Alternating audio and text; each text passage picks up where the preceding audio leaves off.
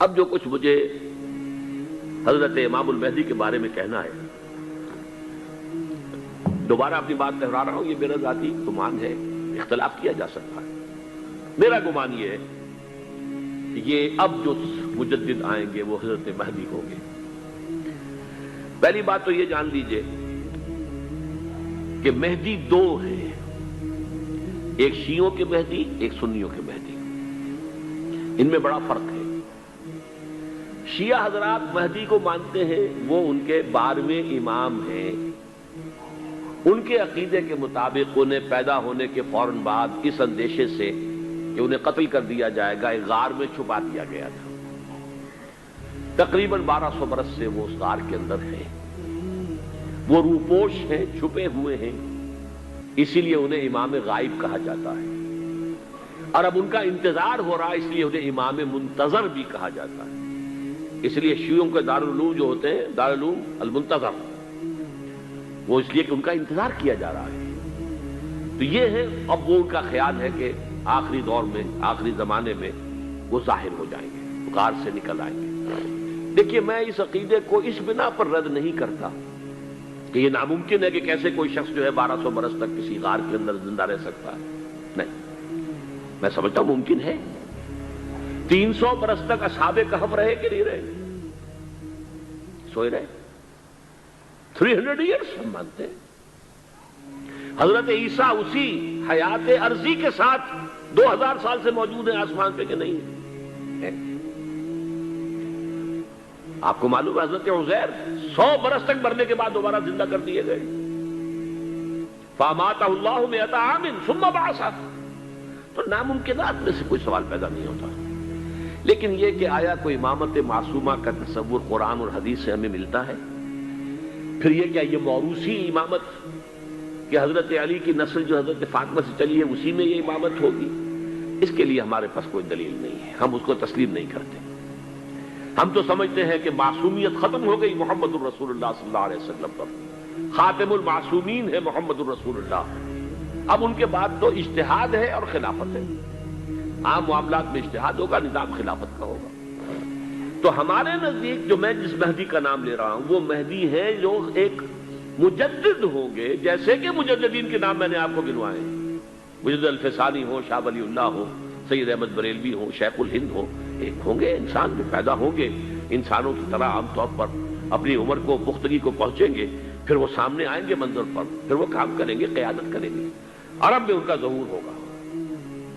دوسری بات یہ نوٹ کر لیجئے حضرت مہدی کے بارے میں،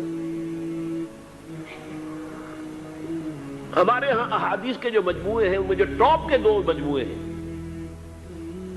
ان میں کہیں حضرت مہدی کا ذکر نہیں ہے، نہ صحیح بخاری میں نہ صحیح مسلم میں، لیکن ہم اسے نظر انداز نہیں کر سکتے کہ صحائح ستہ کی بقیہ 4 کتابوں کے اندر موجود ہیں، لہذا نظر انداز نہیں کر سکتے، اگنور کرنا ممکن نہیں ہے۔ اب اس میں میں چاہتا ہوں کہ کچھ حدیثیں آپ کو میں سناؤں جن میں حضرت مہدی کا تذکرہ کیا گیا ہے۔ پہلی ہے وعن عبداللہ ابن مسعود قال قال رسول اللہ صلی اللہ علیہ وسلم، حضرت عبداللہ ابن مسعود سے روایت ہے، وہ فرماتے ہیں کہ حضور نے ارشاد فرمایا لا تذهب الدنيا حتى يملك العرب رجل من اہل بیتی، یہ دنیا ختم نہیں ہوگی جب تک کہ عرب پر میرے اہل بیت میں سے ایک شخص کی حکومت قائم نہ ہو۔ اور آپ کو معلوم ہے کہ آج تک عرب پر حضور کے اہل بیت کی کوئی حکومت قائم نہیں ہوئی، اور جب قائم ہوئی بھی تھی حضرت علی کو اگر شمار کیا جائے، اس لیے کہ حضور نے وہ جو مشہور واقعہ ہے کہ ایک چادر میں لے لیا تھا حضرت علی کو اور حضرت فاطمہ اور حضرات حسنین کو، اللہم ہؤلاء اہل بیتی، اے اللہ یہ بھی میرے اہل بیت ہیں، تو حضرت علی کی بھی حکومت منعقد نہیں ہوئی، پورے عالم اسلام پر ان کی حکومت نہیں تھی، اس لیے کہ شام اور مصر دونوں صوبے جو ہیں انہوں نے ان کی اطاعت قبول نہیں کی تھی۔ اس حوالے سے یہ معاملہ ابھی ہونا ہے۔ لا تذهب الدنيا حتى يملك العرب رجل من اہل بیتی یعاطئ اسمہ اسمی، اس کا نام وہی ہوگا جو میرا نام ہے، یعنی محمد صلی اللہ علیہ وسلم، اور ان کا نام بھی مہدی کا نام بھی محمد ہو، مہدی تو ان کا لقب ہے۔ یہ ترمذی میں بھی ہے، ابو داؤد میں بھی ہے، سنن ابی داؤد جامع ترمذی۔ بلکہ ابو داؤد میں ایک اور روایت ہے، قال، حضور نے فرمایا، لو لم یبقى من الدنیا الا یوم، اگر دنیا کی زندگی میں سے کچھ بھی نہ بچے سوائے ایک دن کے، لطول اللہ تعالی ذلک اليوم، تو اللہ تعالیٰ اس دن کو لمبا کر دے گا، حتی یبعث فیہ رجلا منی، یہاں تک کہ میرے خاندان میں سے ایک شخص کو اٹھائے گا، من اہل بیتی، میرے اہل بیت میں سے، یواطئ اسمہ اسمی و اسم ابی ہے اسم ابی، جس کا نام میرے نام پر ہوگا، جس کے والد کا نام میرے والد کے نام پر ہوگا، محمد ابن عبداللہ ان کا نام ہوگا، اور وہ یملأ الارض قسطا وعدلا کما ملئت ظلما وجورا، وہ سرزمین عرب کو عدل اور انصاف سے اسی طرح بھر دیں گے جیسے کہ وہ ظلم اور زیادتی سے بھر چکی ہوگی۔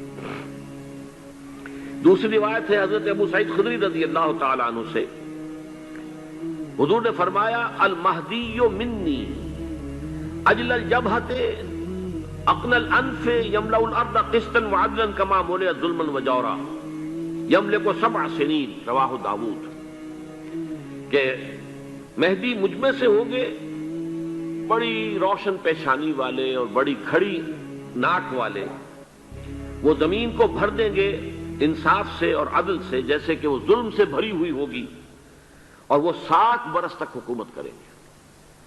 عرب میں خالص خلافت علی منہاج النبوہ کا نظام حضرت مہدی کے ہاتھوں قائم ہوگا اور 7 برس تک قائم رہے گا عرب کے اندر، اس کا اگلا مرحلہ میں بعد میں بیان کروں گا۔ تیسری روایت، اور اس کو میں اس لیے خاص طور پہ سنا رہا ہوں کہ اس میں وہی الفاظ آئے ہیں جو میں نے ابتدا میں حدیث آپ کو سنائی تھی، اس کے الفاظ ہیں۔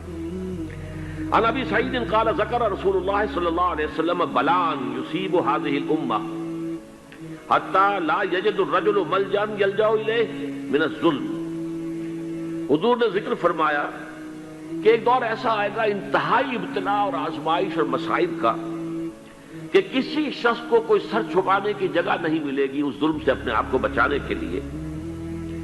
فَيَبْعَثُ اللَّهُ رَجُلًا مِّنْ عِتْرَتِي وَأَهْلِ بَيْتِي، تو پھر اللہ میرے ہی خاندان میں سے، میرے اہل بیت میں سے اٹھائے گا ایک شخص کو، فَيَمْلَأُ بِهِ الْأَرْضَ قِسْطًا وَعَدْلًا، اور اس کے ذریعے سے اللہ تعالیٰ زمین کو عدل و قسط سے بھر دے گا۔ يَرْضَى عَنْهُ سَاكِنُ السَّمَاءِ، یہ وہی الفاظ آ گئے، اب اس سے پھر راضی ہو جائیں گے آسمانوں میں رہنے والے بھی، وساکن الارض، اور زمین میں رہنے والے بھی۔ لا تدع السماء من قطرها شيئا الا ثبت، آسمان اپنا ایک قطرہ بھی نہیں روکے گا مگر یہ کہ اس کو زمین کے اوپر نثار کر دے گا، بارش کی شکل میں گرا دے گا۔ ولا تدع الارض من نباتها شيئا الا اخرجت، اور زمین اپنی پیداوار میں سے کوئی شے نہیں چھپائے گی، نہیں روکے گی مگر اس کو ظاہر کر دے گی۔ چوتھی حدیث جو ہے وہ حضرت ام سلمہ سے رضی اللہ تعالی عنہ، قال سمعت رسول اللہ صلی اللہ علیہ وسلم یقول المہدی من عترتی من اولاد فاطمہ، رواہ ابو داؤد، یہ بھی سنن ابو داؤد کی روایت ہے۔ حضور نے فرمایا مہدی میرے خاندان سے، میرے اہل بیت سے ہوں گے، یعنی اولاد فاطمہ میں سے، اور تفسیر اس کی آتی ہے کہ حضرت حسن کی اولاد میں سے ہوں گے۔ پانچویں حدیث میں آپ کو سنا رہا ہوں، اور اس میں ایک عجیب مشابہت آپ کے سامنے آئے گی حضرت عمر بن عبدالعزیز کے ساتھ، یہ اول اور آخری کڑی کے درمیان مشابہت۔ عن علی رضی اللہ تعالی عنہ، یہ حدیث جو ہے مسند احمد ابن حنبل میں بھی ہے اور سنن ابن ماجہ میں بھی ہے۔ قال قال رسول اللہ صلی اللہ علیہ وسلم المہدی منا اہل البیت یصلح اللہ فی لیلۃ، مہدی ہم میں سے ہوں گے، ہمارے اہل بیت میں سے، اور اللہ ایک ہی رات میں ان کی اصلاح کر دے گا، یعنی وہ پہلے سے کوئی زیادہ روحانی یا دینی کوئی اس سے بڑی شخصیت نہیں ہوں گے، لیکن ایک ہی رات میں اللہ تعالیٰ ان کی سیرت و کردار کے اندر انقلاب عظیم برپا کر دے گا۔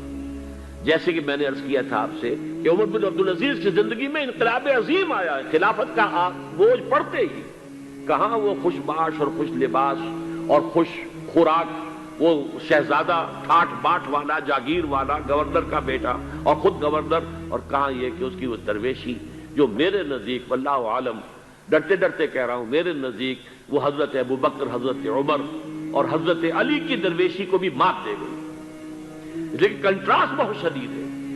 وہاں جو بھی کچھ تھا وہ تدریجاً آیا تھا، ہوتے ہوتے ہوتے ایک انتہا، اور یہاں سڈن آیا۔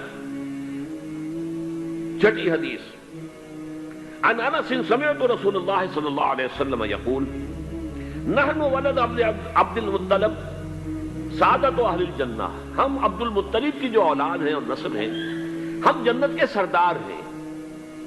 اور پھر آپ نے نام گنوائے ہیں، انا وحمزۃ وعلی وجعفر والحسن والحسین والمہدی، میں خود اور حضرت حمزہ بنو عبد المطلب میں سے، عبد المطلب کے بیٹے، اور علی اور جعفر حضرت علی کے بھائی جعفر طیار، اور حسن اور حسین حضرت فاطمہ کے لخت جگر حضرت علی کے بیٹے، والمہدی، اور آخر میں جا کر پھر مہدی.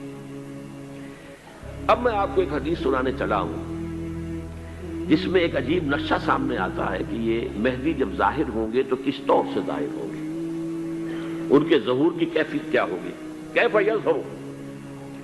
یہ روایت ہے حضرت ام سلمہ سے رضی اللہ تعالی عنہا، حضور کی زوجہ محترمہ ہیں. فرماتی ہیں ام سلمہ عن النبی صلی اللہ علیہ وسلم قال یکون اختلاف عند موت خلیفۃ. حضور نے فرمایا ایک خلیفہ کی موت پر اختلاف واقع ہو جائے گا، خانہ جنگی ہو جائے گی. فَيَخْرُجُ رَجُلٌ مِّنْ أَهْلِ الْمَدِينَةِ حَارِبًا إِلَىٰ مَكَّةَ، پھر مدینے کے لوگوں میں سے ایک شخص نکلے گا، بھاگے گا اور جا کر پناہ لے گا اور چھپ جائے گا مکے میں. فَيَأْتِيهِ نَاسٌ مِّنْ أَهْلِ مَكَّةِ، پھر اس کے پاس آئیں گے اہل مکہ، مکہ کے لوگ. فَيُخْرِجُونَهُ، اور اسے نکالیں گے، جہاں وہ چھپے ہوئے ہوں گے وہاں سے نکالیں گے.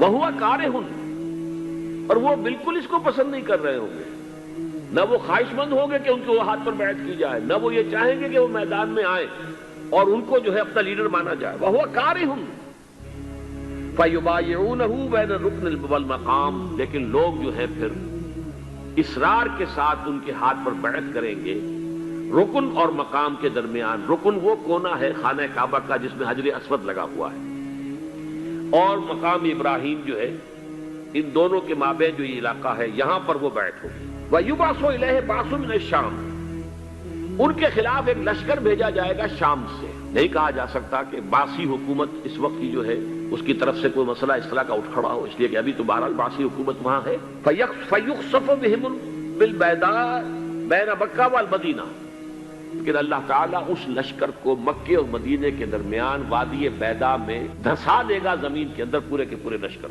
فَإِذَا رَأَى النَّاسُ ذَلِكَ، جب لوگ یہ دیکھیں گے کہ اتنی بڑی نشانی ظاہر ہو گئی. أَتَاهُ أَبْدَالُ الشَّامِ وَعَصَائِبٌ مِّنَ الْعِرَاقِ فَيُبَايِعُونَهُ، اب شام سے سارے کے سارے جو اولیاء اللہ ہیں وہ بھی آئیں گے، اور عراق سے جوک در جوک لوگ آئیں گے اور ان سے بیعت کریں گے. وَيَعْمَلُ فِي النَّاسِ بِسُنَّةِ نَبِيِّهِمْ، پھر وہ عمل کریں گے لوگوں کے مابین، حکومت کریں گے اپنے نبی کی سنت کے مطابق. وَيُلْقِي الْإِسْلَامُ بِجَرَانِهِ، اور اسلام اپنی گردن زمین پر ٹکا دے گا. وَالْأَرْض فِي الْأَرْض، زمین میں. فَيَلْبَسُ 7 سنین، پھر وہ 70 برس تک حکمران رہیں گے، 7 برس تک حکمران رہیں گے. ثُمَّ يُتَوَفَّى، پھر ان کا انتقال ہوگا. وَيُصَلِّي عَلَيْهِ الْمُسْلِمُونَ، اور مسلمان ان پر نماز پڑھیں گے. یہ جو میں نے آپ کے سامنے نقشہ کھینچا ہے، اس سے اب میں ایک نتیجہ نکالتا ہوں. اسے بھی میرا گمان کہیے، اختلاف بھی کر سکتے ہیں آپ، اگر اس کو وزنی سمجھے قبول بھی کر سکتے ہیں. وہ یہ ہے کہ میرے نزدیک میں آج سے کوئی 6-7 سال پہلے سالانہ اجتماع تھا تنظیم اسلامی کا راولپنڈی میں، میں نے اس وقت وہاں کہا تھا، اس سے ذرا اخبارات میں بھی کچھ وہ کنٹروورسی آئی تھی کہ میرے نزدیک امام مہدی پیدا ہو چکے ہیں، ان کے ظہور کا وقت قریب ہے.